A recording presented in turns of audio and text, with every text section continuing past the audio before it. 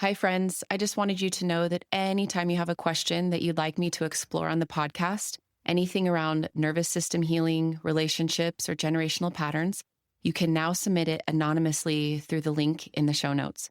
You don't have to share any personal information unless you choose to. There's also an option to consent to be featured in a future episode for a short audio coaching conversation. If you check that box, I or someone from my team will reach out to schedule a time that feels good for you. I'd love to hear what's on your heart. Welcome to the Neuro Air Podcast, the show for cycle breakers, parents, young adults, and helping professionals ready to understand their nervous system through a generational lens, heal what isn't theirs to carry, and consciously choose what comes next. Hi, I'm your host, Leanna Hunt, an associate clinical mental health counselor and certified performance coach. Each week, you'll get stories, science, and somatic practices, plus my signature 4N framework: notice, name, nurture, and navigate, to help you honor resilience, break silence, and build deeper connection with yourself and those you love, all while shaping a legacy of safety, freedom, and possibility. Hello, everybody. Welcome back to the Neuro Air Podcast. I am really excited today because I have Megan on the show. Megan, can you say hi to everybody? Hi, everybody. So happy to be with you. Cannot wait to dive in. And we are getting ready to have such a beautiful conversation about the power of our breath and Megan's journey to what led her to do what she does. And so before we get started, I just wanted to read a little bit about Megan. Megan Ashton is the founder of Unity Breathwork and a leading advocate for raising safety standards in the breathwork industry. And can I say that that is so important? Thank you. Yeah. Her own healing journey through trauma, bulimia, and alcohol dependence brought her to conscious, connected breathwork and showed her firsthand its transformative power for trauma and grief processing, addiction recovery, and deep nervous system healing. And for everybody that knows me so far, you can already probably tell why I invited Megan on the show. After years of collaborating with international breathwork schools and witnessing the gaps in facilitator training and safety culture, Megan became a vocal advocate for trauma-informed practice, facilitator competency, and public education around the real risks of altered states work, so people can make informed decisions about who they choose to work with. Today, she leads healing-focused retreats in Mexico and directs Unity Breathwork's GPBA certified training, one of the most comprehensive trauma-informed breathwork certifications available. Megan, how is that just even to hear your own bio? Let's start with that. I mean, it's interesting, actually. And I feel a little bit proud hearing it. You know, I'm so passionate about breathwork, and then also the safety element around it. I think For sure. with great power comes great responsibility, and people don't realize how powerful the breath is. And so it's just something that I'm so dedicated and passionate about. It's happy to be speaking about it. I cannot wait. And speaking of how powerful our breath is, I was going to turn it over to you for a minute to just kind of lead us, I would get us love to. started on this session together. Just something short and grounding for all of us.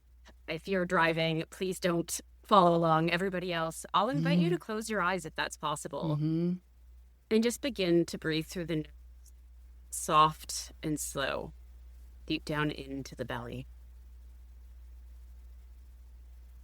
Really focusing on bringing that breath as deep as possible. Allowing these soft, nourishing breath to slow your mind down, just to connect you to your inner landscape.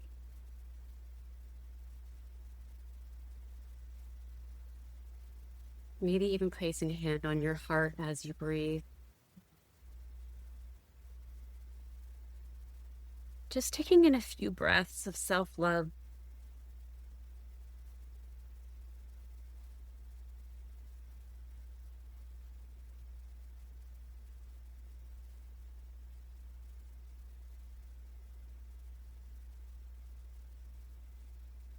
Taking in 2 more soft, nourishing breaths. And then when you're complete, gently blinking your eyes open. Thank you for that. Thank I don't know about you, you. but my heart just loves it. Like my hand on my heart just feels so fulfilling to me. Yeah, that connection is so, so powerful. So I hope that if you are driving, doing something Try it elsewhere, later. yeah, try it later, or if you couldn't do it with us.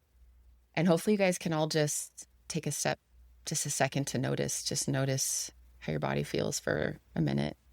So many of you listening, I know, are so busy running around with kids and responsibilities, and how powerful it is when we just get to sit in that noticing. So thank you, Megan. Thank you, Leanna. So I kind of love to start off with this question. It's kind of the who is Megan question.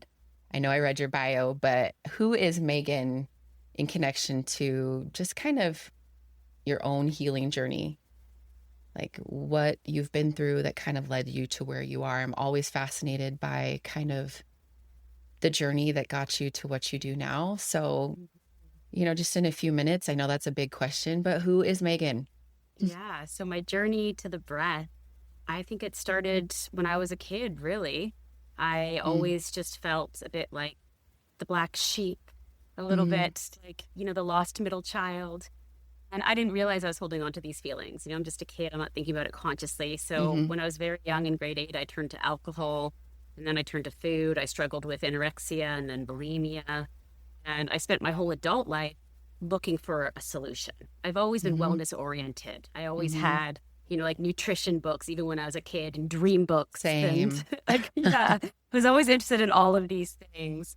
And so I tried all sorts of things in my early 20s. I became a clinical hypnotherapist because I really believe in the power of the subconscious mind.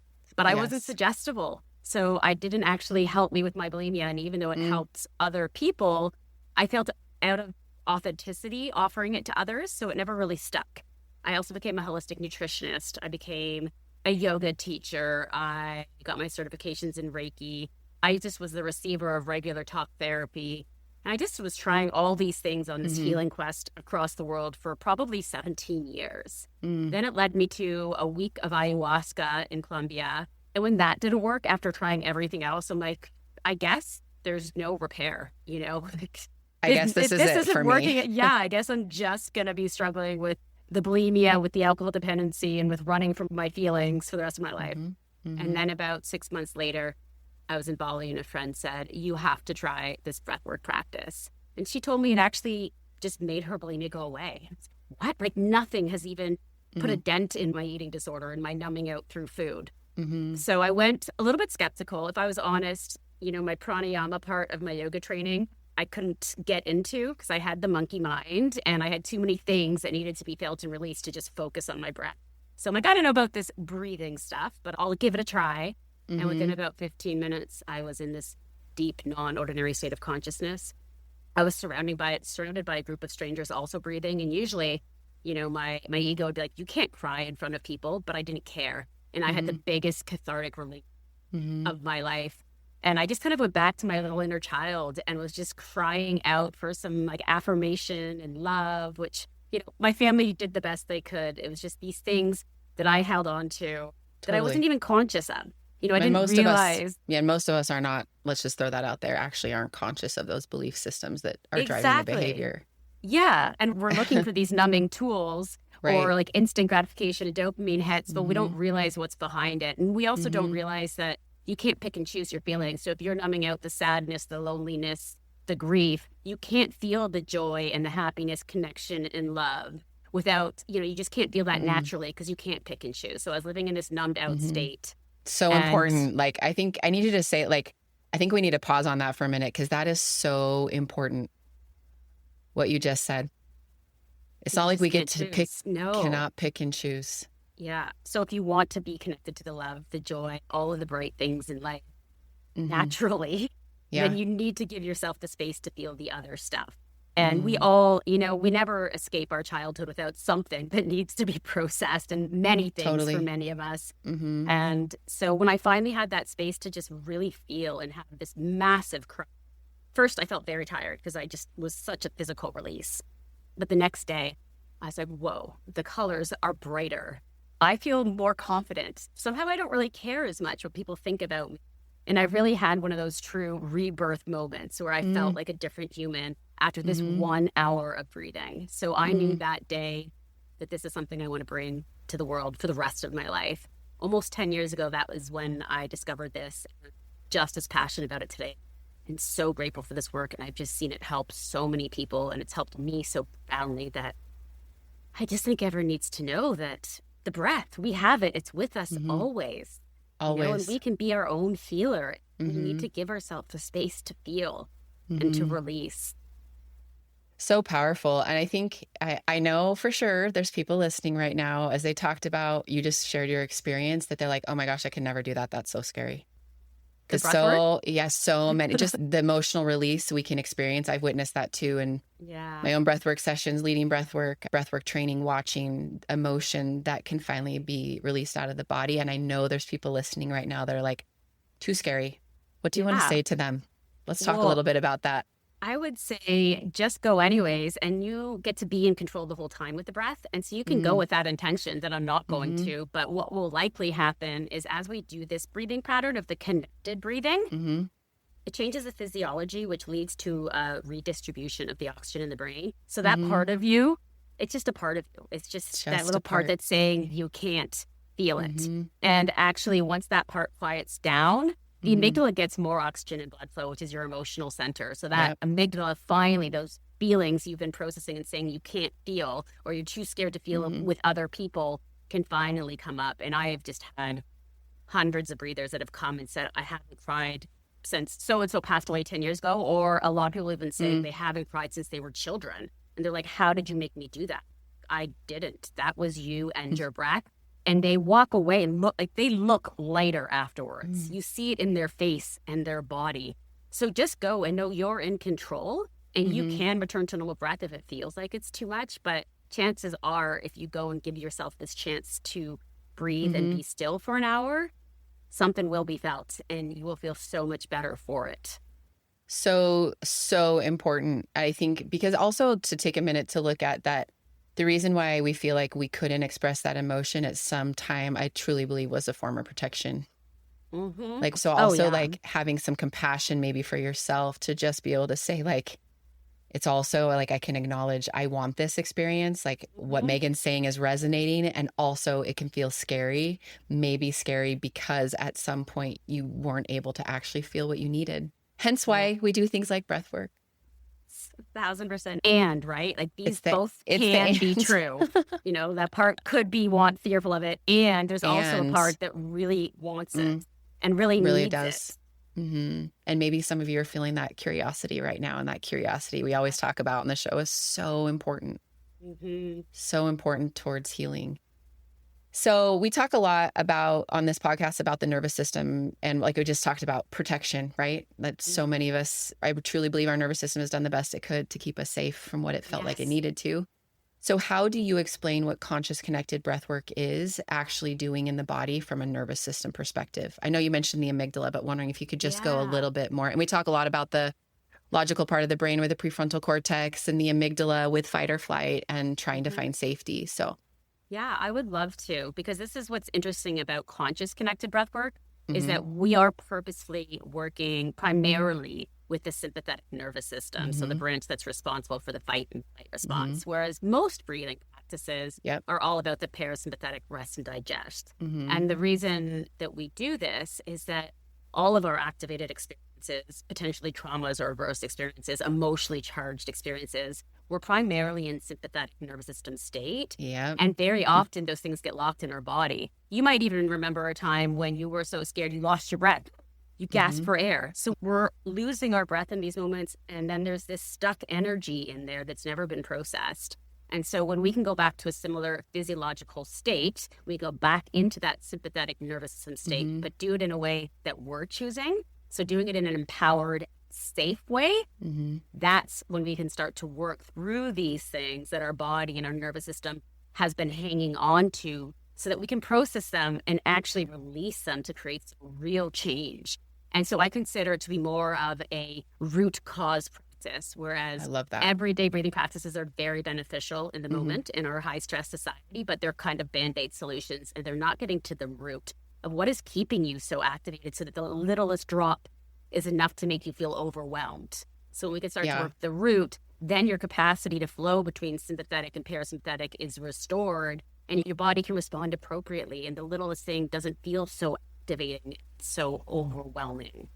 So important. And yeah, we need that sympathetic activation, that, like you said, that intentional, purposefully doing it in a way, in an environment that feels hopefully safe and supportive. Hopefully that's what you experience in the breath work. That's where the safety element comes in that I'm lobbying for. Right. So then we can engage the parasympathetic after and allow that repatterning to happen. Yeah. And I actually just learned this term yesterday, interestingly, about parasympathetic rebound. Have you heard of that? No, teach me. So with activating breathing practices, not just connected breath work, but potentially even Wim Hof and certain pranayama ones like breath of fire that are more sympathetic working. Right.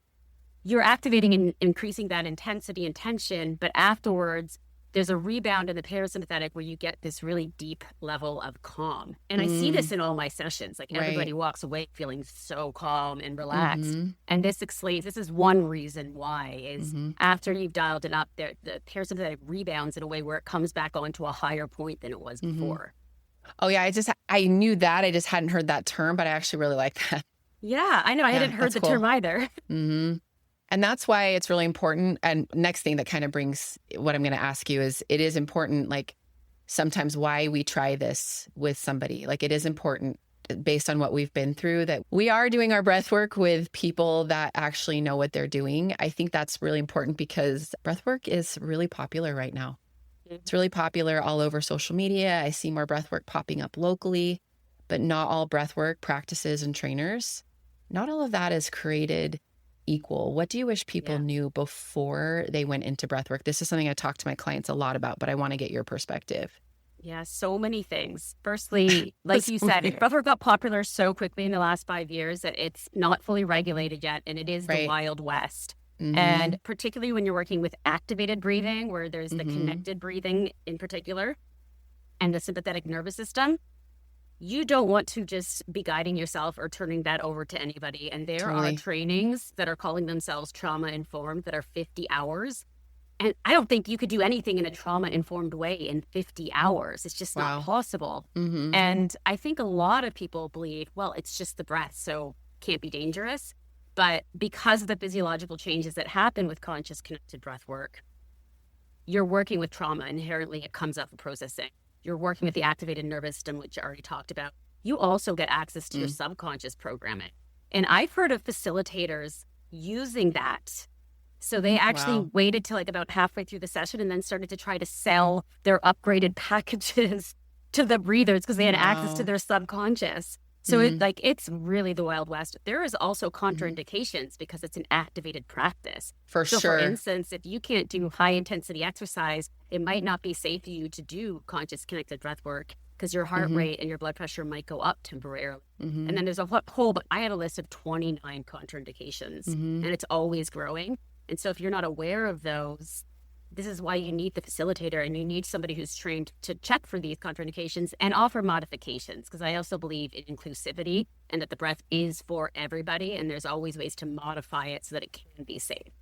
Same. So yeah, if you're thinking, oh, I bet I have one of those or a couple of those contraindications, what would you say to somebody like that? Okay. Yeah. So for sure. Just make sure that you choose someone who's done, I like to say at least 400 hours of training. And then for the conscious connected breathwork, the closest thing we have to a governing body is the Global Professional Breathwork Alliance or GPBA. And they have a website directory, so you can go on there and find somebody. And even if it means you have to do it online, it's better to go with someone who's qualified than to do it in person with somebody who isn't. And someone who's not trauma informed because they don't understand the window of tolerance. And as you know, so many people have anxiety nowadays. Like the numbers just blew up after COVID in particular, and panic attacks or a history of having a panic attack. And a lot of the sensations in these sessions can feel like a panic attack coming on if you're not properly prepared for it. If you are prepared for it, like, oh, okay, Leanna told me I might get tingling in my hands, or are you familiar with the tetany, the claw hands? Always talk about that ahead of time. Yeah, for me, that's like 101. If a facilitator doesn't mention tetany, that's a red flag. Right. But you need to understand what's causing it and also how to use the break at any time. And you need agency and empowerment. That's another thing is because it's the Wild West, I'm seeing and hearing stories of facilitators that are chasing catharsis because they think that it needs to be the yelling and the bawling in order for it to be something. But they're doing it and they're not honoring each person's nervous system capacity. And they're not honoring the importance of agency. Like everything should be a suggestion in these sessions. It should never be a demand. And that with those two things, like capacity and agency, are two things I take very seriously. Me too. Really, really important. Maybe can you speak on those two things because you brought them up and I resonate with that. We've talked about capacity a lot and window of tolerance on the podcast, but specifically when you are thinking about if you want to try out breathwork, maybe you're brand new to it and you haven't, why are capacity and agency so important to you? Yeah. So I think agency in particular, because nobody knows better than you and your inner wisdom. Let's say that again. Nobody knows better than you and not your even inner a breathwork wisdom. Not even a breathwork practitioner. I've been doing it 10 years. I still don't know better than you. You know best. So that's what I say in the frame. Everything I say in this session will be a suggestion. Always listen to your inner wisdom first and foremost. And especially if it's a group session, because that facilitator might see, okay, half the people are barely breathing. They could breathe more. But then what about the few in there that are already turbocharged? So the directions can't apply to the whole group because not everyone is at the same capacity. And for some people, you might have, if you're having PTSD and flashbacks, or depending on what else you're dealing with in your own personal window of tolerance, you might not be ready for a full-length group session. That could be too intense. You might do better working with the facilitator one-on-one. Do you speak a lot about titration and pendulation as well? Yeah. Yeah, who titrates the experience little by little, a little drop. So let's start with just 20 minutes. Let's start with a little bit slower of music. And then let's go for a little bit longer at the next session, depending on how you go. Or we'll do a check-in, and if you're ready, we'll continue with it. And then there's pendulation, where if you see it's getting too intense, you can throw on a slower song. You can invite them to return and orient if they need to. Pendulate to the edges and back. And then each time you do a session and you make it through, your window of tolerance actually gradually increases. Which is how we expand capacity. We expand capacity through safety, not always through force. I mean, not through force. Never through force, through pushing. Thank you for tying that together. And that's how we expand. And we've talked a lot about the window of tolerance. So that is ultimately how we expand our capacity, is through safety. And that you might watch someone's crazy. Then there's a lot of really intense breathwork videos on like Instagram. Or other social media platforms, but also realize that might not be the way for you to expand your capacity. And it doesn't have to be, and it doesn't have to look like that for you, especially if you're not feeling ready. I think, what overwhelm is something I speak to a lot as well. For sure. The activating practice, it is about being at your own tender edge. But if you're ever feeling overwhelmed by anything, whether it's a sensation, emotion, whatever, soften the breath, slow it down. Use that break until you feel resourced and safe. Then you can dial it up again. For sure. You get to play around with that for the whole session. So you're working within your own capacity. And I think some people's trauma responses or even their cultural upbringing is that you have to listen to authority. And even though facilitators aren't an authority, they think that you are. And so they just listen to it if you don't give them the explicit permission in the beginning before the session starts to listen to their inner wisdom first and foremost, and that everything you say is a suggestion. That's why those two things need to be emphasized so much, because otherwise they might just well, Megan says breathe more. I've got to breathe more, even though I'm feeling really scared. Which then might activate, it might be counterintuitive based on what you're trying to heal and work on, because you're then just going back to a place that you don't feel safe. Yes, and exactly. There's the safety element. And we know that we do not heal intentionally forward if the body doesn't actually feel safe to do so. Yeah. And safety is just cultivated on so many levels. The facilitator's nervous system sets the room. Even the way the place is set up, like I teach my students, set the mats out, clear any clutter, make it nice lighting, have soft music. All of these things give cues to the nervous system that they're safe. When you walk into a room and everyone's got zigzag, it's like a puzzle piece and you're walking over people, that's not giving you the felt sense of safety where you can relax. So important. I'm so glad you brought that up. So speaking of that, because you are an advocate of trauma-informed practice, as I am too, if someone's starting to explore breathwork, let's say just they want to start somewhere locally in their town, like what are some red flags that you would look for maybe in choosing a facilitator versus things you would want in a facilitator? Yeah. So I would ask about their certification. Okay. Again, if they're saying it's a 50-hour certification, or they don't tell you it, but you can look it up and see how long that training is. I think also just looking their promotional material. If they're guaranteeing you will have this, you will get that. Those extremes. That's not good.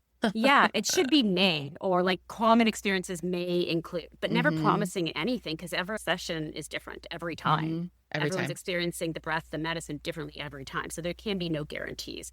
If they're just coming off like really sensationalized, if they had the YouTube videos of everybody screaming, for me in a trauma-informed container, screaming is actually one of the few rules that I have in my sessions. I say no screaming because it's disrespectful for others in the group who aren't expecting it.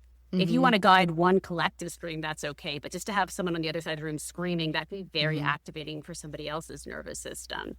So you can even ask them, like, does it say trauma-informed? It's a huge green flag if it says trauma-informed on their page. Or if they're GPVA certified, at least then you know they've done a 400-hour training. And the GPVA has so many regulations for the curriculum to just make sure that at least you're meeting the bare minimum for ethics and for holding the space in a safer way.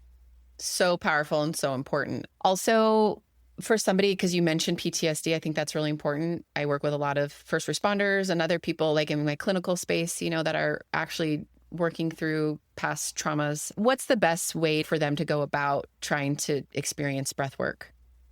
Yeah. So first, just for anyone who's not aware, like I want to separate trauma from PTSD because we all have some level of trauma. Right. Group sessions is great for them, for most people with trauma. But when you have PTSD active symptoms, you definitely want to be working in a one-on-one container with someone who's trauma-informed and letting them know, because they're going to be better able to hold you and titrate your experience if they're aware of it. So you want to be really upfront with your facilitator. There is usually a code of ethics where it's all confidential.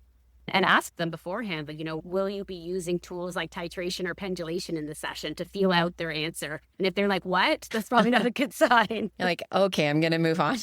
But do know that it is possible to do the practice. I have a former student who's been a therapist for 20 years, and she says that if you've had flashbacks in the last 6 weeks, that maybe is too soon to be doing it because you are going into a non-ordinary state. It could be intense. But if it's been about 6 weeks since having really intense active symptoms, that's usually a good time to start working with the breath in a titrated way.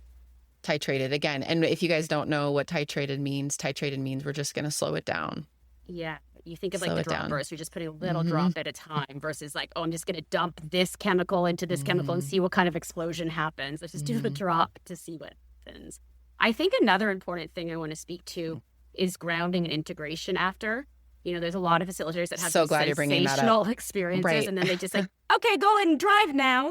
Like they just finished breathing 5 minutes and now they're standing up and trying to get into a car and they're like, what just happened to me? For me, it's invaluable and it's necessary that there is a space after first to ground back into your body. If you have to have a shorter activated breathing, so you have a longer coming back, do that. They also need a chance to talk about it. So in a group, there's always an open floor for sharing, which I love. There's always probably ground rules. Some of my favorite advice. part. Yeah, and that's the thing is, so much trauma is about separation and isolation. And I'm alone. So when you can have a sharing circle and hear other people going through these things, it can be just as healing as the breath itself. Those sharing circles can be so invaluable. Just have it be held and heard. And even in a one-on-one, there should be a chance for you to share what happened to you if you'd like with your facilitator. There should be a chance to write anything down. Not everyone's a writer. Some people have physically intense experiences that they don't want to write about, but having the option is always good because that's how some people integrate. And then just being told things like drinking extra water, doing something grounding before you go to bed after the session, and always having the opportunity to reach out to the facilitator if they need more support. Sometimes things come up the next day. Right. So always having that open door where it's not just, okay, you paid for your ticket, you breathed hard, get out of here. Go deal with it. I always like to say we can't determine the time frame that the body wants to process. So sometimes it might, it's not surprising when the body, a few days later, you might notice things or things come up. Or sometimes it's kind of just aha moments even, really beautiful things too, where you're like, oh, you notice the colors and things the next day, right? So sometimes vibrancy can increase, but also maybe some other memories might come up. So it is really important that you feel like you have somebody too after that you can go back to. 1,000%. So important.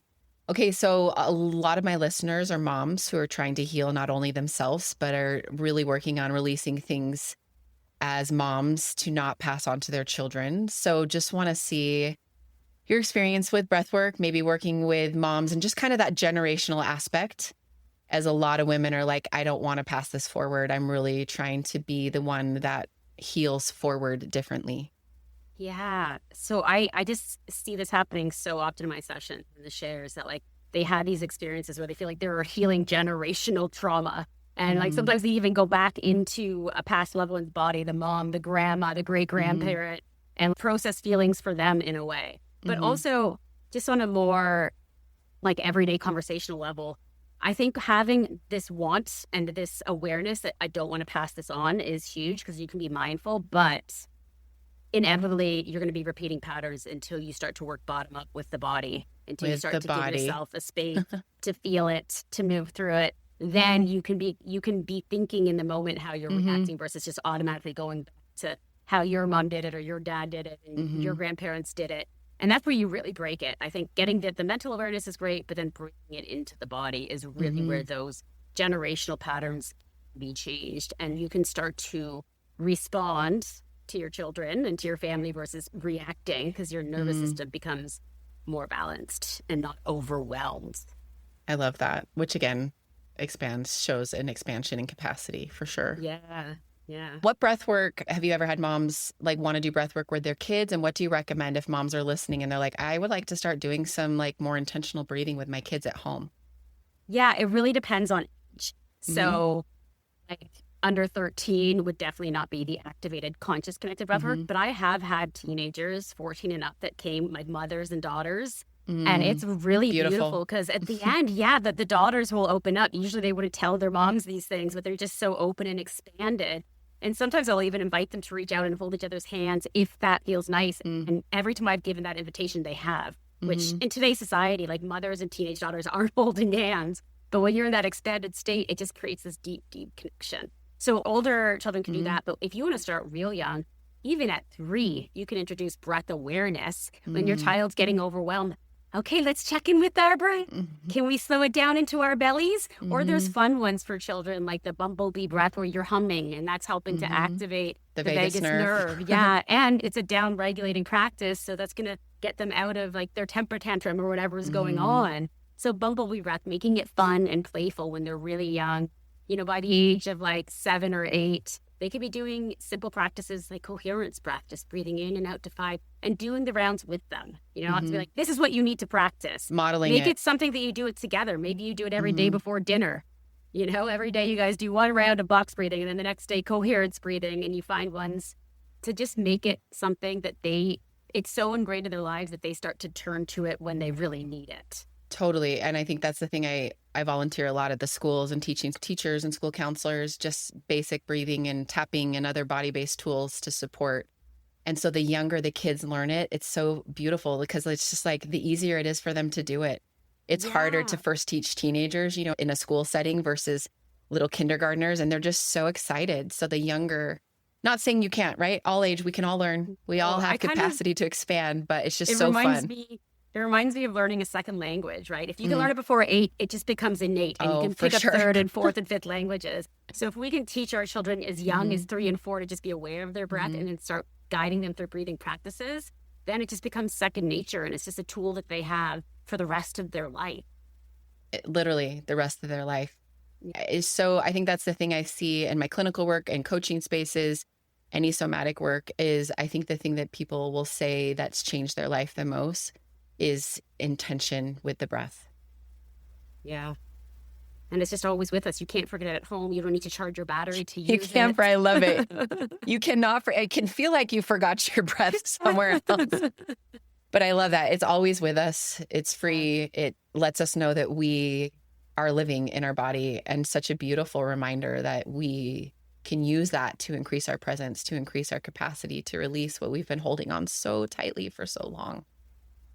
And one thing I want to mention is just breath awareness. It doesn't always have to be breathing practices. Sometimes sometimes I'll have my students or my participants set an alarm 3 or 4 times a day. And every time it goes off, they need to just stop and check in with their breath. And then as you do that, it starts to just become second nature. And then also starting to notice, how are other people breathing? When your boss is getting angry or your child's starting to get upset, like how are they breathing? And then as you start to notice other people's breath, it reminds you also to check in with your own breath. And it's just this beautiful feedback loop that teaches more conscious breathing so that you're harnessing your breath in your everyday life to help calm yourself down and keep yourself more regulated. So important. I think that's the big thing when people start to become aware of their breath. They're just so surprised how much they hold it, or they're breathing really rapid and breathing so up fast here, and up here. Yeah. breathing up here in the chest. Yeah. Well, Megan, so tell people how they can find you, what you're offering. Everything about Megan too will be in the show notes. So whatever she's saying, we'll make sure is there, that you can find her, but just let everybody know like what you're offering and what they need to know. Yeah, thank you. So many things. So my company is Unity Breathwork. And if you would ever be interested in training to become a trauma-informed facilitator, I offer trainings throughout the year, internationally certified. So you'll get that link for the website. I also offer 3 retreats a year, and they're 8-day retreats. And I intentionally designed them to have a lot of rest and relaxation time because I think a lot of retreats are just so crammed with things and full schedules every day. Right? No, it's like you leave more tired than before you went. Yeah, that's what she's talking about. No, this is a vacation as well as a powerful transformation because you're getting 6 full-length breathwork sessions, workshops, regular sharing circles woven into it, but you get your mornings to yourself and your evenings to yourself. Are those in Mexico? Saley to Mexico, the magical beach town. So special. So I have that. I'm actually doing a free online session, a full-length group breathwork session at the end of September on September 27th. Powerful. And so all of that is online. You can also find me on Instagram at Unity Breathwork as well. So exciting. I hope you guys will check out Megan's information. And if you have any questions, what's the best way for them to get in touch with you? Yeah, you just either through the form on my website or just you can email me, megan@unitybreathwork.com. My name is Megan. There's so many ways to spell Megan. It's like, is there an H, an A, 2 H's? I'm so excited about that. And for sure, I'm going to check my schedule. I hope I can make that free breathwork session. Yeah. Such a great way to start. And such a powerful way. For anyone who can't make it, I do offer online sessions as well. So you could always get me for an online couples or mother-daughter session or one-on-one session. Fun. I hope you guys will look at Megan's info. So Megan, any last words for people, especially those, again, that are exploring breathwork for the first time?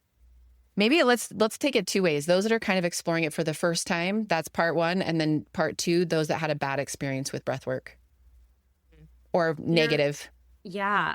If you're exploring it for your first time, I really just encourage you to not underestimate the power of your own breath. I really had until I tried this particular breathing practice, and then it opened up so much for me. And then from there, all the rest of the breathing practices just fell into place. They made so much sense. So know the breath has something for you. It is everybody's medicine. Oh, that's I want you beautiful. to also know you are your own best healer, and you should seek out wellness practitioners. They're all about empowering you. And that's what I love about the breath, is it's inherently empowering. And then if you've had a bad experience, you're not alone. It's happening way too much. I'm trying my best to get the message out there. Which is what I love about you. And we need to have more of these conversations. So so what do you say to that person that's like, I tried that, don't know if I could do that again? Not for me. Yeah. Most likely that was nothing to do with you and your breath. That was unfortunately not safely held, potentially not trauma informed. It could have even been, scary if you were pushed outside of your window of tolerance, but that's not the breath. And please try again, but make sure you're working with somebody who has experience and is properly trained and trauma informed.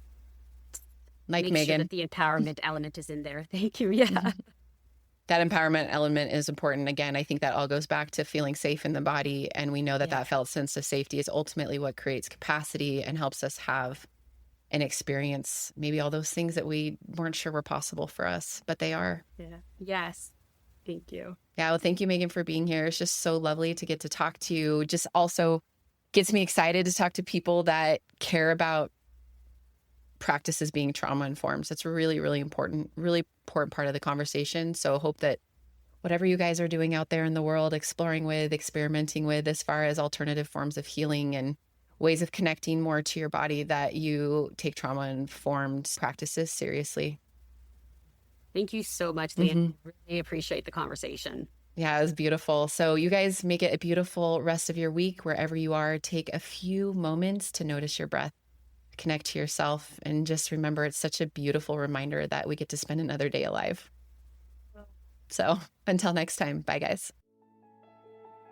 Thanks for joining me on the Neuro Air podcast. This work is about honoring resilience in yourself and also those who came before you, all while finding freedom from what was never yours to carry. With the help of stories, science, somatic tools, and the 4 Ns, notice, name, nurture, and navigate, you have a path toward deeper connection with yourself, your loved ones, and the legacy you want to pass on.